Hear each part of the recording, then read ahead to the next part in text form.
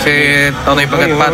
Tumira sa Muntinlupa yan, umugong ang buong sirina ng buong Muntinlupa. Tatagpasok ang Muntinlupa, tirador na yun eh. Masunod tumakbo yan. Kahit pinagpaparil na ganun kahit isikis lang ng takbo yan. Sino tayo kilala nyo? Primo? Oo, kilala ko talaga si Primo. May pangalan din yan. So, kung hindi Batman yan, DC. Primo kasi nakikita ko yun nung nagpupunta sa bungan.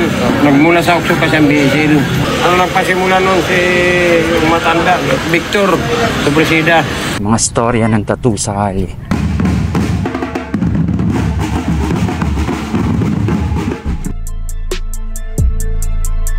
Mga tinta nasa loob ng karayong pag tinatak na sa balat ay nagkakaroon ng malalim na kahulugan ng imahe nito sapagkat di lang to basta inukit kinuwit o para lang maitatak sa halit dinaan sa masusing proseso ng sa ganong mapulitong mabakat sa harap ng mapanghusgang mga mata masama kaagad pag nakita nila pag meron ka na tato sa Pilipinas ay matik na addict at kriminal ka ganyan nila kababaw tignan ang sining na ating ginagalawan ganun pa man bilang nagtatato di na dapat tayo.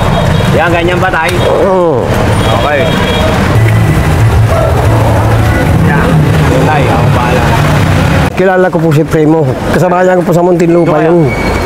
Tama tayo. Sa may sa may hindi mabasa at tatay. Puka. BS ang tatak ko, BS Okso 22. Dito sa Pigi. Pag pangkat po kasi tago. Upisa po kay Agurang Victor sa Presida. Yung founder ng Okso. 30 taon na kulong sa Muntinlupa. Matanda na masyado. Makulit na. Pag matanda na makulit. Kahit mawalan lang ng krayom, kahit mga tulog kami, gigisingin kami, pagsisipahin kami noon. Pag tayo, nawala yung krayom ko, papalitan ng krayom, ayaw, kay kilala niyang krayom niya, may parang naging ulianin ba? Kaya lang kinakatakutan sa loob yung Okso, nagmula sa Okso. Kaya ang tatak ng BSL Okso 22. ilang taon na ba kayo ngayon doon? 70. Nung nakapatay ako sa amin sa Liti, 1974, wala pang 20 ang edad ko. Maglaya ako 1990 na. 16 na taon akong nakulong. Pero bago ako nakalaya, 2 kolonya na puntahan ko. Abuyog Penal Colony at saka Davao Penal Colony, doon ako lumaya. Nakapatay po ako doon sa amin sa Liti. Bata pa ako, kaya lang po ako nakapatay noon kasi bata nga ako. May bagong laya galing Iwaig. Palahubog, utusan ako. Kar, teka. Kahit naglalaro ako, utusan ako ay nakakatakot kahit pati dito ang tato.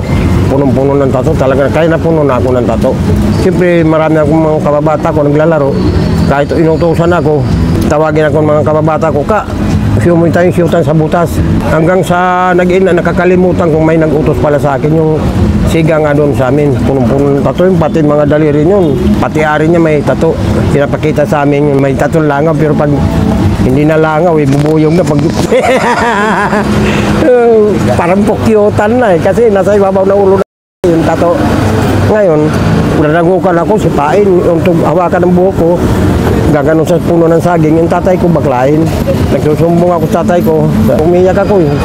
Tay, inano ko dyan ng siga eh. Yung tatay ko, kahit takot naman makipag-away, na gano'n na lang sa akin, pasadyos na lang yan anak, bayaan mo na lang yan. Hanggang sa hindi na ako nakakatulog nung laging gano'n ang ginagawa sa akin, sinasaktan ako.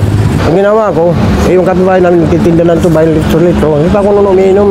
Ang tatay ko, may itak na ganyang kahaba, pantaba sa ilalim ng nyugan. Ngayon, hindi na ko talaga makayang laging gano'n ang iniisip ko, parang natutuliro na. Nakakatakot man, nakakatakot po ng tao, pero talagang inobliga ko ng talagang sarili ko dahil kasi bata pa ako, nakakatakot eh. Ngayon, ang kapitbahay ko, wala man akong pera, binabot ko na lang yung tubang nakalagay sa litro. Sanggalit ko, nagginanong ko, tinungga ko, parang nang gano'n ang antahingan ko, pati buhok ko eh. Sa amin walang ilaw, walang kuryente. Ngayon, ginuha ko ang itak ng tatay ko, mga pasado na siging ko ng hapon, hinasa ko ng hinasa. Ganyang kaba. Yung tao na yun, na nagbubugbog sa akin, kung saan-saan, maririnig mambusik kung nagiinom. Lagi lamisa, nakapatong ang itak niyang ganyan. Sabi ng tatay ko, ano yan, Oscar, na ginagawa mo? Ba't hasa ka ng asa? Tatrabaho ka ba ng gabi? Di tatay, hindi ko na talaga makayang ginagawa. Oscar, pagsisisihan mo yan, huwag mong gawin yan. Pabayaan mo na lang. May Panginoon naman, sabi ng tatay ko. Kasi ang tatay ko napakabait na tao, maklain. Ngayon, mga alas 6 na kinuha ko ng itak. Matalim na yung pag ginaganon ko, kumakapit ng talim ng itak. Ginaganon ko sa buhok, matalim na. Tinali ko nga dito kasi may tali sa baywang eh. Hanap ako. May mga ilaw, yun lang para lang. Bawat bahay nga medyo may nag-iingay, sinisilip ko, baka nandoon man yung tao. Eh yung pinakadingding kay Kamalig, ganito, nakatali lang mga pawid, nakabitin. Ganun, ginanong ko na kagad. Hawak kagad yung kaliwa ko ng kamay, flashlight, hindi ko na hiniwala yan. Makabunot pa ng itak, pero wala na laban. Kaya bawat ano yung putol muna ng dalawang kamay, naputol to. Kaya hindi na talaga makakita, dito na, tinaga ko na. Sa sobrang ng galit ko, nanginginig na ako sa takot, kaya nakakatakot pumatay talaga ng tao. Hindi na nakaya dahil araw-araw, gano'n ang ginagawa sa akin. Saktan ako, sipain, hawakan ng buko, yung untog ng gano'n sa puno ng saging. Diba gano'n yung saging eh. Ngayon, talagang hindi niya na talaga kinayan. Para naging katayan ng isang baboy eh. Kalat ng dugo, inapakan ko, dugo na eh.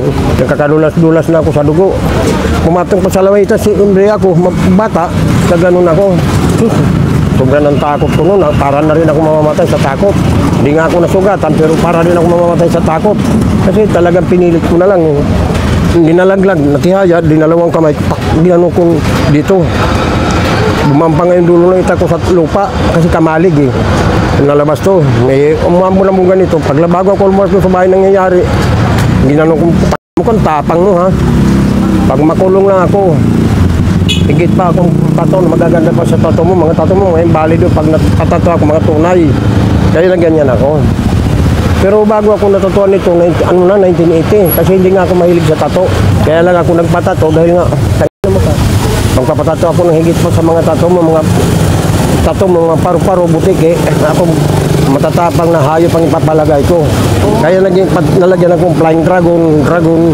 Ayan ang patpat yan. Itong katawan. Tapos ito yung mukha. Hindi, iba yan. Demonyo.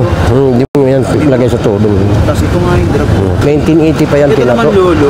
Dragon, pero isinungpa. Ang ulo niyan, sa likod, demonyo. Demonyo ang ulo.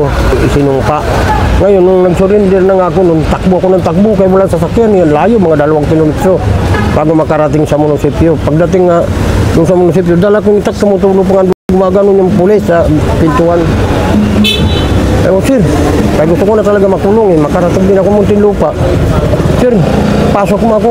Sabi niya, buto mo Oscar, naantok ako, malis ka dyan. Kaya kilala ako ng pulis. Putang, hindi ako makukulong. Kilalabit ko. Sir, pasok mo nga ako, nakapatay nga ako. Anong pinatay mo? Kaya hindi makapaniwala nga, makapatay ako, bata nga eh. Kaya niya, hindi ka alis, sabi ng pulis. Sa isip-isip, nalakad mo na punta doon sa pintuan ng munisipyo. Hindi ako makukulong, hindi ako makakarating nito ng Muntinlupa, hindi ako matatuan. Balik na naman ako. Kaya ko talaga rin, galit na yung pulis eh. Inaantok eh. Pinakita ko na nga dugo, na tumutulo ang dugo eh. Ayaw talaga ako paniwalaan eh. Ngayon, lumabas ako, tinignan ko kasi diretso. May nakagano ng bagaka, yung parang kawayan, may gas, ilaw, maingay na.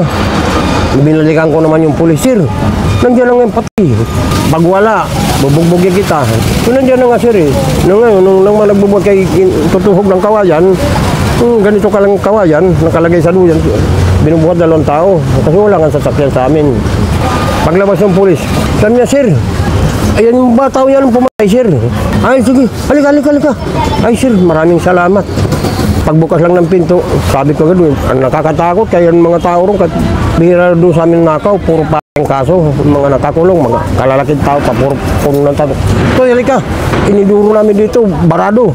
Yan, lalaki panangod kasi laki-laki ng puno ng tingting. Dukutin mo para mawala yung bara. Nag-akyat yan dito, tiniis ko yung hanggang kilikili. Pinagkakagat ng uod kasi dudukutin ko yun eh.